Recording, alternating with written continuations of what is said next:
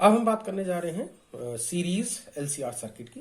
ठीक है, वैसे भी आप लोगों के सिलेबस में सारे के सारे सर्किट सीरीज में ही लगाने हैं आपको, तो मैं लगा दे रहा हूं आप लोगों के लिए। एक रेजिस्टेंस, एक इंडक्टर, एक कैपेसिटर सीरीज में मैंने लगा दिया है। ये रेजिस्टेंस, ये इंडक्टर, ये कैपेसिटर, राइट। और इसके अक्रॉस मैंने सप्लाई दे दिया V is equal to V naught sine omega T. ठीक है, जब मैंने ये सप्लाई दिया आपको तो जरा ध्यान दीजिए, सर्किट में जो भी करंट जा रही है वो आई जा रही है। फेजर डायग्राम से ये आपको सॉल्व करना है और इसका कोई दूसरा तरीका नहीं है। तो अगर ये करंट ऐसे है, इसके अक्रॉस वोल्टेज ड्रॉप VR है, इसके अक्रॉस VL, इसके अक्रॉस VC और पूरे सर्किट के अक्रॉस V है, राइट। तो जो V है, जो I से इज इक्वल टू जो रेजिस्टेंस में जो करंट फ्लो हो रही है और जो वोल्टेज ड्रॉप है वो दोनों सेम डायरेक्शन में होंगे, राइट। इंडक्टर में ये 90 डिग्री करंट से 90 डिग्री आगे चल रहा होगा और इसमें क्या है, कैपेसिटर में ये आपका 90 डिग्री करंट से 90 डिग्री पीछे चल रहा है। ठीक है, इतने बात तो सब तुम लोग जानते ही हो, ठीक है ना। ये मैं यहां पे बता दूं कि ये तब मैं बता रहा हूं जब VL की वैल्यू मैंने ग्रेटर ले रखी है किससे, VC से। क्या ले रखी है, VC से ज्यादा ले रखी है। तो इस कंडीशन में, अच्छा मैं दूसरा भी बात आपको साथ ही साथ बता दूं, एक पेज और निकाल के, क्या जरूरत है पेज निकालने की, ही देख लो। तो ये है करंट और ये हो गया आपका, मान लीजिए VC आपका, VL आपका की वैल्यू VC से कम है, तो ऐसा हो जाएगा, ये थोड़ा बड़ा आएगा, ये थोड़ा छोटा आएगा, ठीक है ना। तो इस कंडीशन में अब हम देखेंगे कि रिजल्टेंट कितना आ रहा है। तो अब की बार हमें 3 वेक्टर्स ऐड करने हैं, एक VC, एक VL और एक VR, राइट। तो दो दो करके हम ऐड करते हैं। ये दोनों जस्ट ऑपोजिट डायरेक्शन में है, तो रिजल्टेंट कितना आया, वो इतना आया। कितना आया, VL माइनस VC। इसमें क्या आएगा, ये आ गया VL minus VC minus VL। बात समझ में आ गई ना, इसमें रिजल्टेंट नीचे की तरफ आएगा ना। अच्छा, तो अब ये जो रिजल्टेंट आ रहा है इसको आप इस VR से ऐड कर लीजिए, parallelogram law of vector addition से, जैसे अब तक हम करते आए हैं।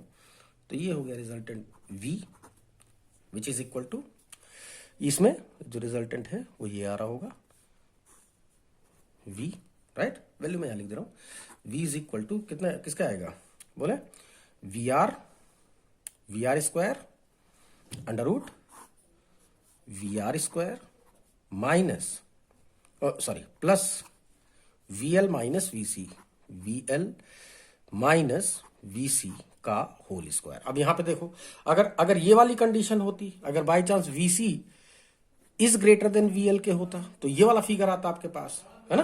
तो उस कंडीशन में मुझे VC माइनस VL करना पड़ता, तो इसलिए ना तो मैं VL माइनस VC कर रहा हूं, ना मैं VC माइनस VL कर रहा हूं, मैं यहां पे डिफरेंस ले रहा हूं सीधे सीधे। बात समझ में आ गई। वैसे भी स्क्वायर है ये, तो चाहे आप कैसे भी करो ये वैल्यू पॉजिटिव आ ही जाएगी। तो V इज इक्वल टू किसके आया, under root IR square plus IXL difference IXC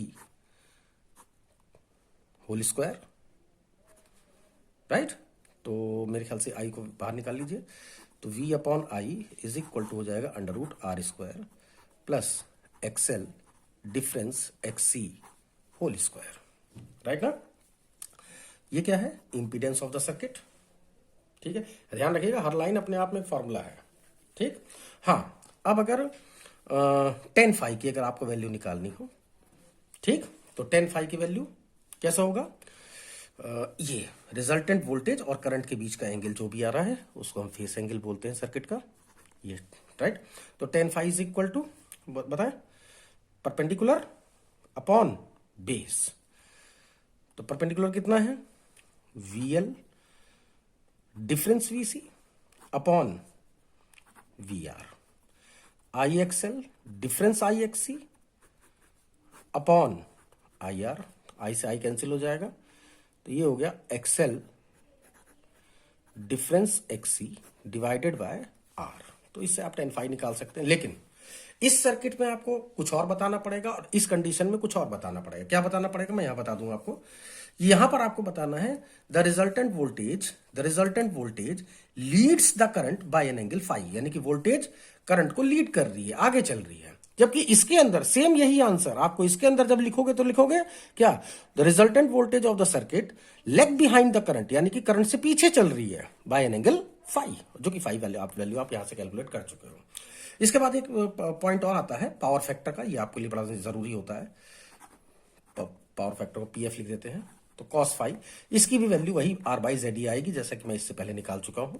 ठीक है, या r upon under root R square plus XL difference XC whole square. ठीक है, तो यहां पर ये दोनों बातों पर ध्यान रखिएगा कि वीएल की वैल्यू ज्यादा दे रखी है, वीसी की ज्यादा दे रखी है।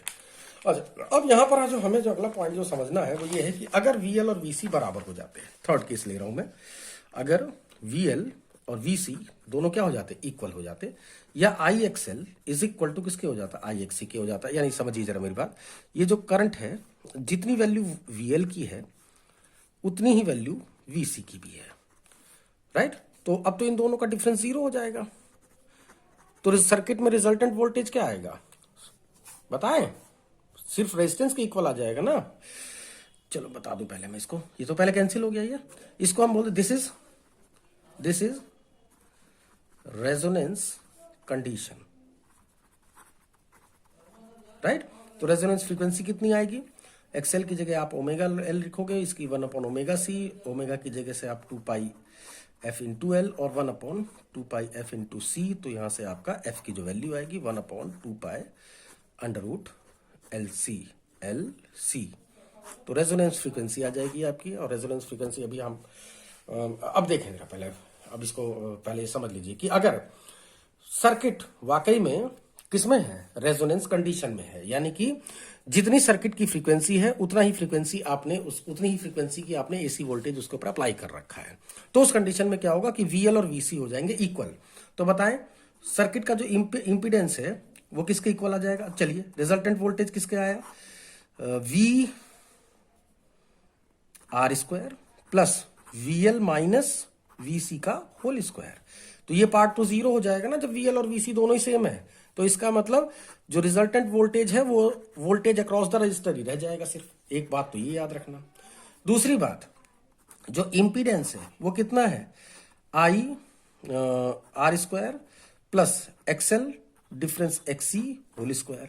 तो ध्यान दीजिए एक्सएल आपका एक्सी के इक्वल आएगा रेजोनेंस कंडीशन में, तो इसका मतलब ये पार्ट भी खत्म है। तो इसका मतलब जो सर्किट का जो इंपीडेंस है वो एग्जैक्ट सर्किट के रेजिस्टेंस के, यानी कि इन दोनों का कोई काम नहीं रह जाएगा। सर्किट में जो भी ओमिक वैल्यू बचेगी वो सिर्फ रेजिस्टेंस की बचेगी, रिएक्टेंसेस पूरी तरह से खत्म हो जाएंगे। बात समझ में आ गई ना। अच्छा, तीसरी पहचान, tan फाई की जो वैल्यू आएगी वो कितनी आएगी, tan फाई ये रहा आपके सामने है, तो एक्सएल और एक्सी तो कितना आया 0 बाई आर। भाई एक्सएल और एक्सी आपका इक्वल हो गया ना, या वीएल आपका वीसी के इक्वल हो गया, तो ये वैल्यू कितनी हो गई 0। तो इसका मतलब फाई की वैल्यू कितनी है 0। तो इसका मतलब क्या है कि अब भाई ये तो दोनों खत्म ही हो गए ना, इन दोनों का तो रिजल्टेंट ही खत्म हो गया, इनका तो रिजल्टेंट 0 हो गया। तो बचा क्या, केवल ये वी आर, यही वी आर आपका रिजल्टेंट वोल्टेज के इक्वल है। तो रिजल्टेंट वोल्टेज और करंट के बीच का एंगल कितना है, दोनों सेम डायरेक्शन में, तो 0 ही आएगा ना, तो 0 ही तो शो कर रहा है और क्या शो करेगा। बात समझ में आ गई मेरे ख्याल से।